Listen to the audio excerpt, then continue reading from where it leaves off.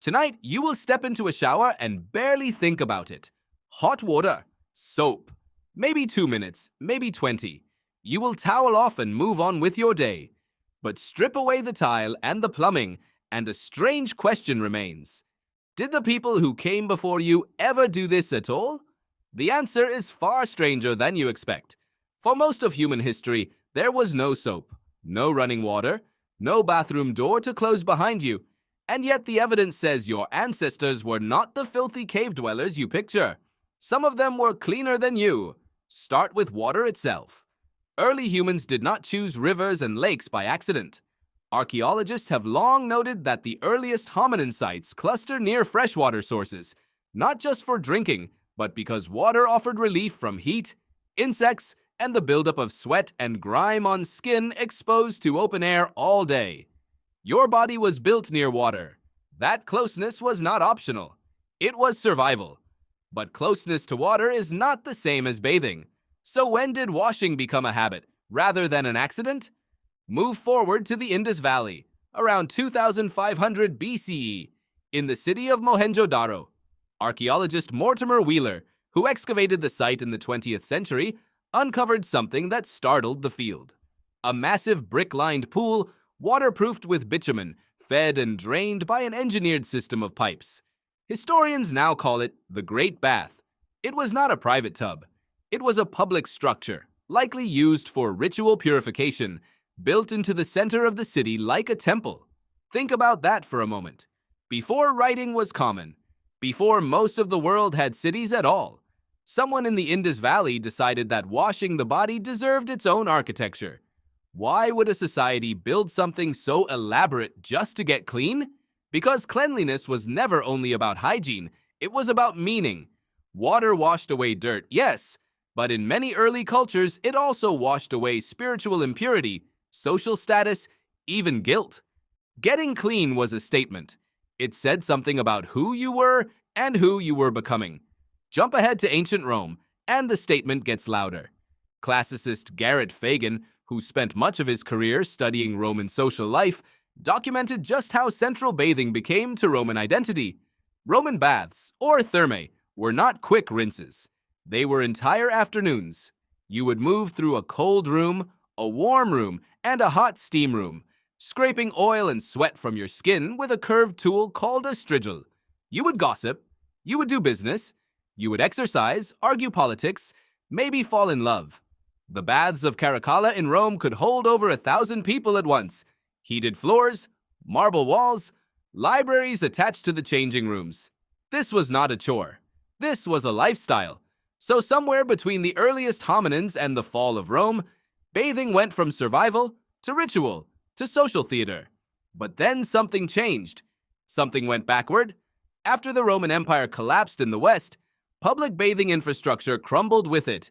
Historian Catherine Aschenberg, who wrote extensively on the history of cleanliness, traced how medieval Europe grew suspicious of water itself.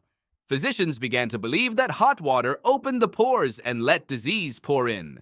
Bathing, once a Roman virtue, became a medical risk in the European imagination. Can you imagine believing that washing your skin might kill you? For centuries, some Europeans avoided full baths almost entirely, relying instead on rubbing the body with dry cloth or dabbing perfume over the smell that dry cloth could never fully erase. Meanwhile, in other parts of the world, the opposite was true. In the Ottoman Empire, the hammam remained a cornerstone of daily and social life. In Japan, communal bathing in onsen and sento continued for centuries without interruption, tied not to fear, but to purification and community. So cleanliness was never a straight line moving from dirty past to clean present. It zigzagged. It depended on where you were born, what your culture believed a body was for, and whether water was seen as healing or dangerous. Even the smell of your own body carries this history. Your skin hosts a vast, invisible ecosystem of bacteria, one that modern researchers studying the human microbiome have only begun to map in detail. That ecosystem evolved over hundreds of thousands of years alongside you, not as an enemy to be scrubbed away, but as a partner in regulating your skin's health. Every time you shower with antibacterial soap, you are not just removing dirt. You are reshaping a community of organisms that has lived on your body since before you were born. Which raises an uncomfortable question. Are you actually cleaner than your ancestors, or just differently dirty? Consider hunter-gatherer societies still studied today by anthropologists. Groups like the Hadza of Tanzania bathe far less frequently than people in industrialized nations, often relying on rivers when available. And yet, studies of their skin microbiomes reveal a diversity of bacteria that many researchers now associate with lower rates of certain allergic and inflammatory conditions common in the industrialized world. Less washing, more microbial variety, possibly in some ways healthier skin. That does not mean modern hygiene is wrong. Soap and clean water have saved more human lives than almost any other invention in history, cutting the spread of disease in ways your ancestors could never have imagined. But it does mean the story is not simply that ancient people were dirty and you are clean. The story is that every era decided for its own reasons what clean even meant. Neanderthals, your closest extinct relatives, likely understood this too, in their own way. Some archaeological sites suggest the use of natural pigments and possibly scented plant materials, hints that grooming and self-presentation stretch back further into the human story than most people assume. Getting clean, looking a certain way, presenting your body to others, this was never a modern invention. It was already old when Rome was young. So picture it fully. A hominin crouched by a river 1,000,000 years ago, washing sweat and mud from tired limbs, driven by nothing more than the discomfort of dirt on skin. A worker in Mohenjo-daro descending the steps of the Great Bath, performing a ritual older than most religions you know today. A Roman citizen spending an entire afternoon in the thermae, more concerned with conversation than cleanliness. A medieval European avoiding water out of genuine, sincere fear. A person in Kyoto slipping into a steaming onsen, continuing a practice unbroken for centuries. All of them believed they understood what it meant to be clean. None of them would recognize your bathroom. And yet, you are connected to every one of them, every time you step under hot water and let it run over your skin. You inherited their instinct to seek relief in water. You inherited their belief that the body says something about the self.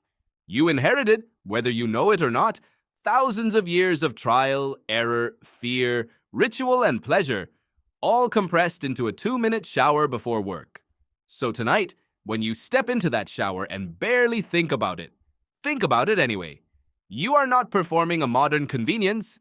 You are repeating one of the oldest habits your species ever built, stretching back long before soap, long before pipes, long before anyone thought to ask whether ancient humans bathed at all. The more we learn about the past, the better we understand ourselves. If this video sparked your curiosity, don't forget to like, subscribe, and follow Phoenix Primeval for more fascinating stories from history, science, and human evolution. Thanks for watching.